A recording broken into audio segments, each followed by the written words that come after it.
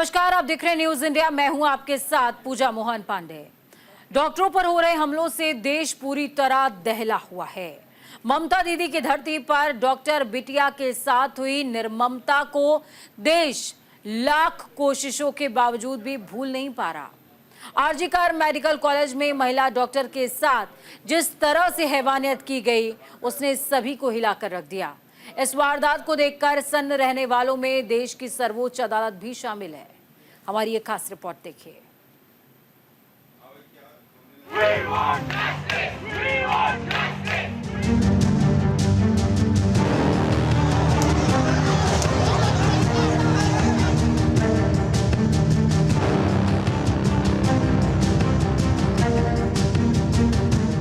इन दिनों देश की हर गली, हर नुक्कड़, हर चौराहे पर एक ही सवाल गूंज रहा है कि आखिर ममता दीदी के राज में डॉक्टर बिटिया के साथ ऐसी घिनौनी वारदात कैसे हुई। जिस सूबे की कमान एक महिला के हाथ में हो, उस राज्य में एक महिला डॉक्टर के साथ इस तरह की दरिंदगी होना देश के लोगों को हजम नहीं हो रहा।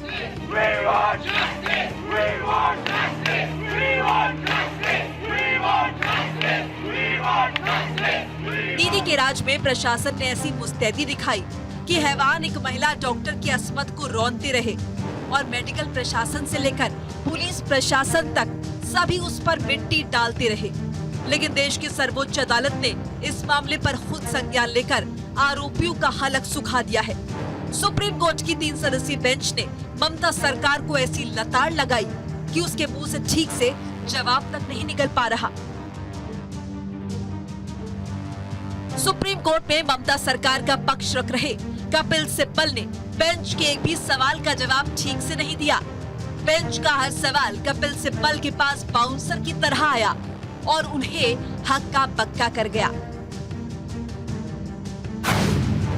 इतना भयानक अपराध हुआ और क्राइम सीन को संरक्षित नहीं किया गया। पुलिस क्या कर रही थी? 3.5 घंटे तक डॉक्टर का शव परिजनों को क्यों नहीं सौंपा गया?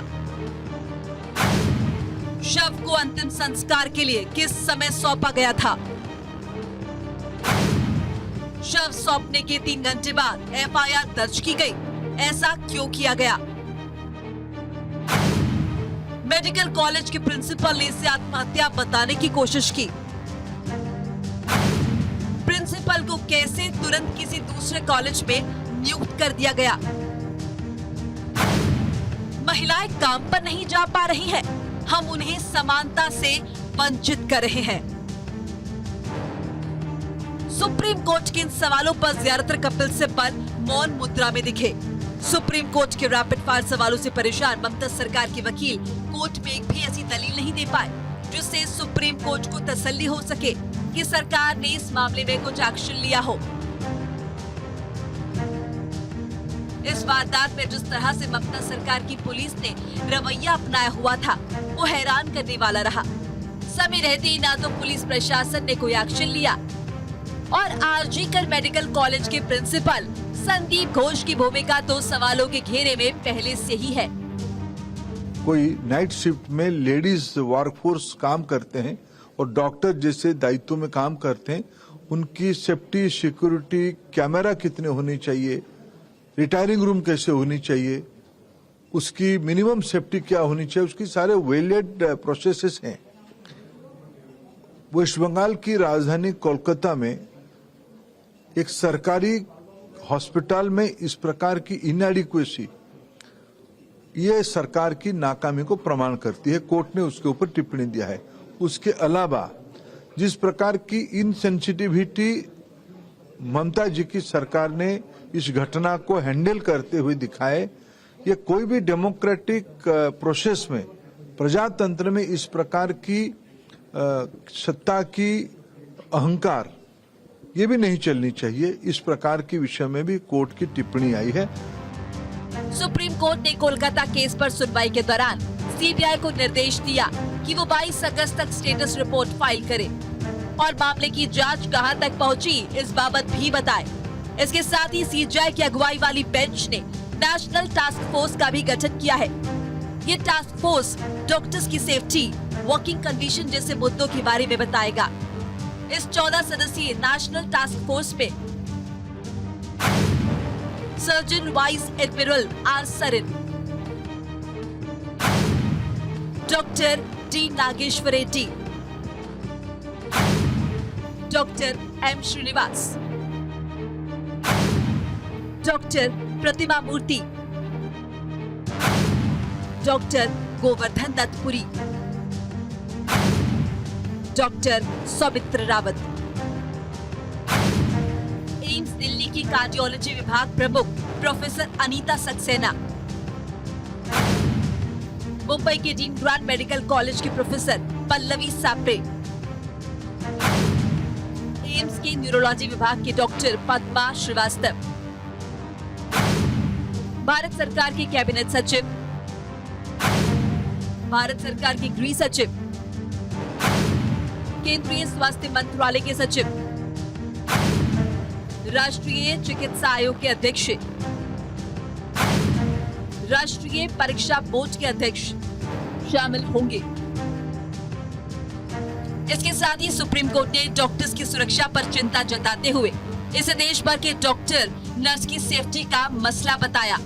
वह इस घटना के विरोध में प्रदर्शन कर रहे डॉक्टरों से सुप्रीम कोर्ट ने भरोसा करने के लिए कहा है। साथ ही सुप्रीम कोर्ट की 3 सदस्यीय बेंच ने प्रदर्शन कर रहे डॉक्टरों से प्रोटेस्ट वापस लेने का भी आग्रह किया। सुप्रीम कोर्ट के इस रुख के बाद डॉक्टरों को सुरक्षा की उम्मीद जगी है, यानी इस बार आर पार की इस लड़ाई में डॉक्टरों की जीत पक्की दिखाई दे रही है। सुप्रीम कोर्ट के हस्तक्षेप के बाद इस बार पक्की मुहर लग गई है।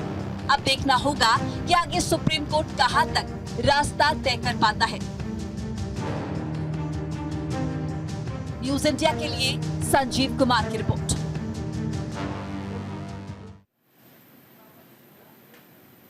सुप्रीम कोर्ट ने इस मामले में दखल देकर डॉक्टरों और केंद्र सरकार के बीच का रास्ता निकाल लिया है। सीजेआई डीवाई चंद्रचूड़ ने एक और केंद्र सरकार से डॉक्टरों की सुरक्षा को लेकर सवाल पूछे, तो वहीं दूसरी ओर प्रदर्शन कर रहे डॉक्टरों से हड़ताल खत्म करते हुए वापस ड्यूटी पर जाने का आह्वान किया। हालांकि कुछ संगठनों पर इसका असर दिखा तो कुछ पर नहीं दिखा। उन्होंने सुप्रीम कोर्ट के रुख को देखते हुए हड़ताल को वापस भी लिया, लेकिन कुछ संगठन अब भी सड़कों पर डटे हुए हैं। ऐसे में सवाल कि क्या प्रदर्शन कर रहे डॉक्टरों को सुप्रीम कोर्ट पर भरोसा नहीं है? ये रिपोर्ट देखिए।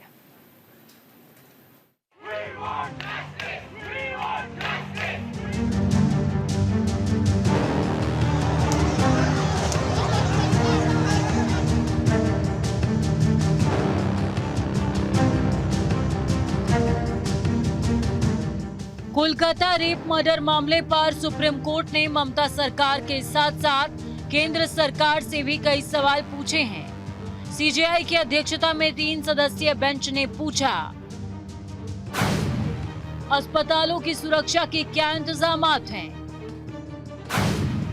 क्या अस्पतालों के एंट्री गेट पर चेकिंग के इंतजाम हैं? अस्पतालों में डॉक्टरों के लिए रेस्ट हाउस की संख्या कितनी है? डॉक्टरों के रेस्ट हाउस में क्या सुविधाएं दी जा रही हैं? क्या अस्पताल सीसीटीवी कैमरे से लैस है? मरीजों की समस्या के समाधान का प्रशिक्षण दिया जाता है या नहीं?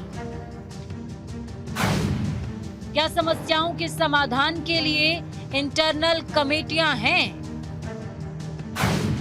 क्या अस्पताल के बाहर पुलिस चौकी है?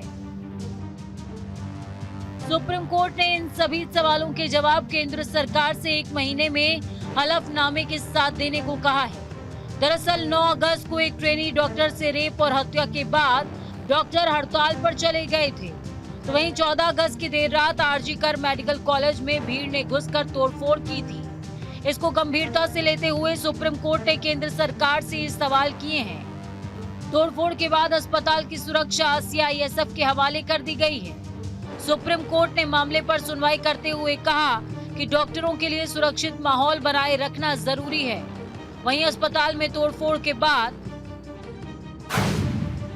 अस्पताल में 700 रेजिडेंट डॉक्टर हैं। ज्यादातर रेजिडेंट डॉक्टर अपनी ड्यूटी छोड़ चुके हैं। अब 30 से 40 महिला और 60 पुरुष डॉक्टर अस्पताल में हैं।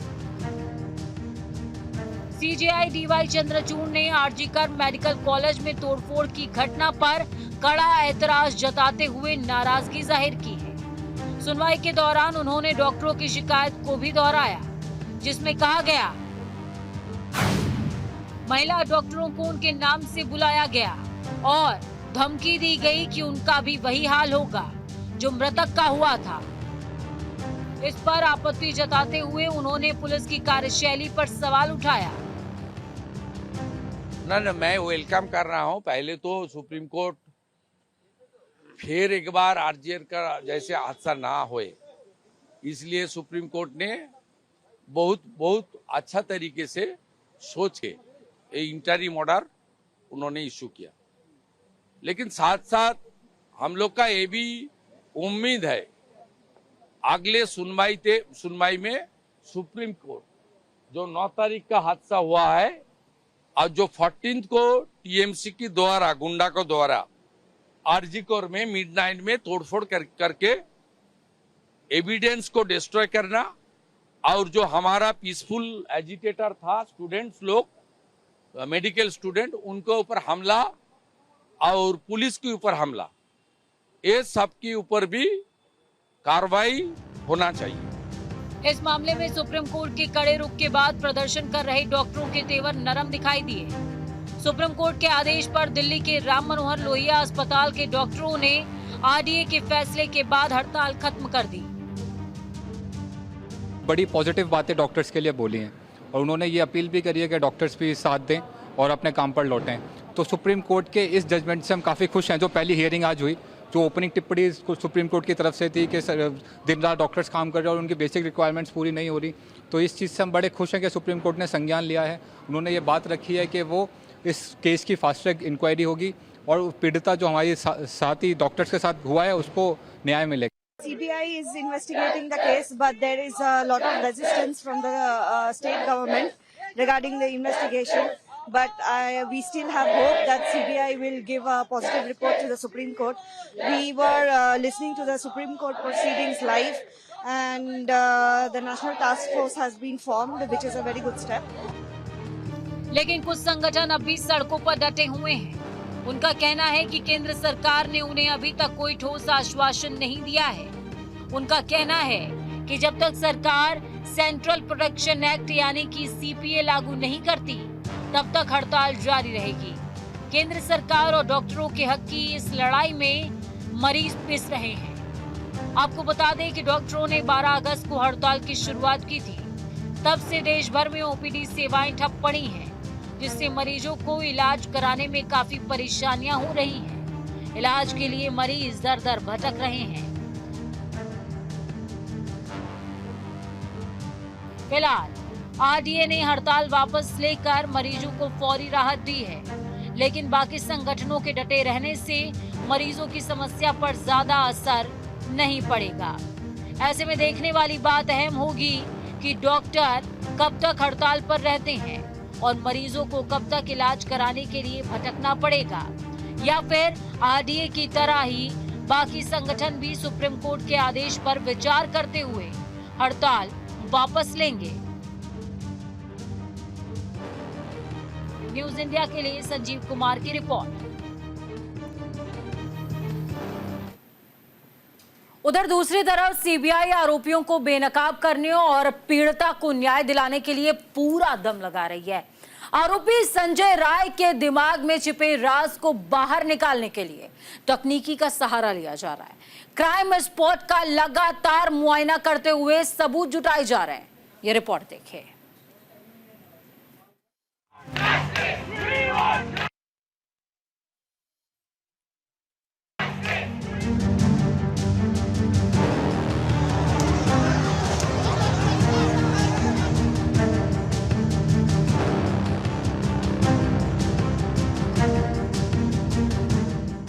सीबीआई ने जब से आरजीकर मेडिकल कॉलेज में हुई हैवानियत का केस अपने हाथ में लिया है, तब से सीबीआई पूरी शिद्दत से मामले का खुलासा करने में जुटी है। जल्द से जल्द इस मामले का खुलासा हो और आरोपी सलाखों के पीछे पहुंचे। इसके लिए सीबीआई ने अपने बेस्ट टीम को मैदान में उतार दिया है। सीबीआई की सबसे तेज तर्रार अधिकारी सीमा पाहुजा ने मेडिकल कॉलेज में पहुंचकर जांच पड़ताल की है। इसके साथ ही कई और टीमें हैं जो अस्पताल के कोने-कोने में छिपे सबूतों को जुटा रही हैं।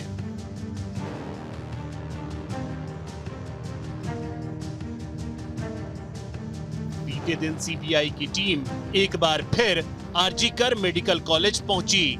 सीबीआई की टीम सबसे पहले मेडिकल कॉलेज के इमरजेंसी वार्ड के टॉप फ्लोर पर पहुंची थी। जांच टीम के सदस्य टॉप फ्लोर पर मेजरमेंट करते हुए नजर आए।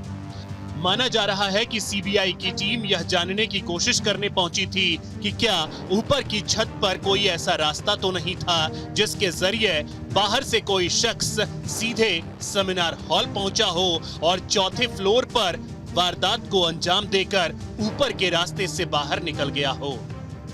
अस्पताल की छत पर काफी देर तक रहने के बाद जांच टीम सीधे ट्रॉमा सेंटर पहुंची, जहां से ट्रॉमा सेंटर में पड़ताल करने के बाद टीम ओटी पहुंची।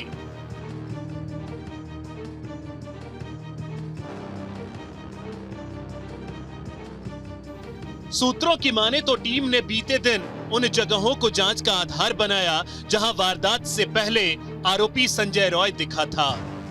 9 अगस्त के दिन आरोपी संजय रॉय सबसे पहले trauma centre, OT, digital x-ray और MIR बिल्डिंग में जाते हुए दिखा था।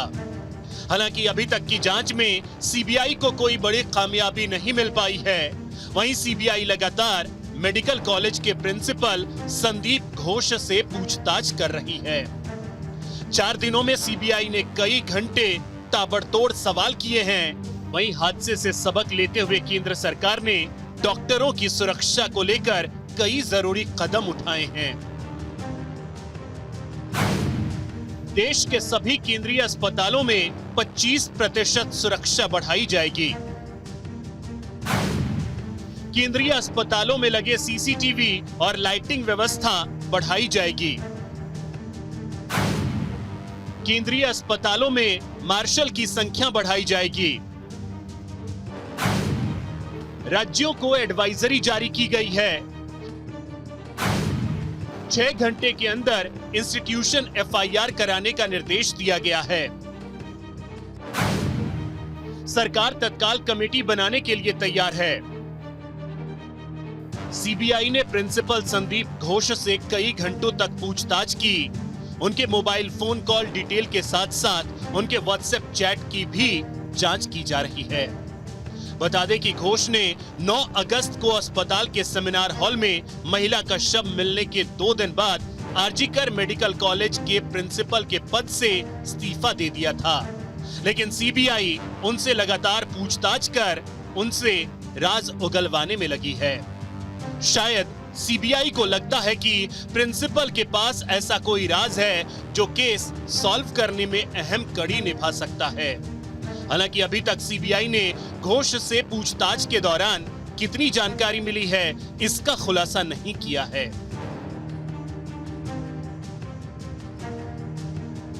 ऐसे में देखना होगा कि सीबीआई कब तक इस मामले का खुलासा कर पाती है और प्रिंसिपल संदीप घोष से पूछताछ आरोपी तक पहुंचने के लिए कितना रोल अदा करती है, या फिर सीबीआई सच उगलवाने के लिए कुछ और तरीके अपनाती है। न्यूज इंडिया के लिए संजीव कुमार की रिपोर्ट।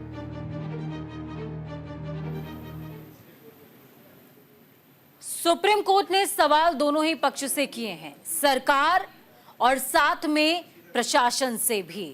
अब देखना यह होगा कि जवाब क्या मिलता है। फिलहाल इस प्रस्तुति में इतना ही। मुझे दीजिए इजाजत। नमस्कार।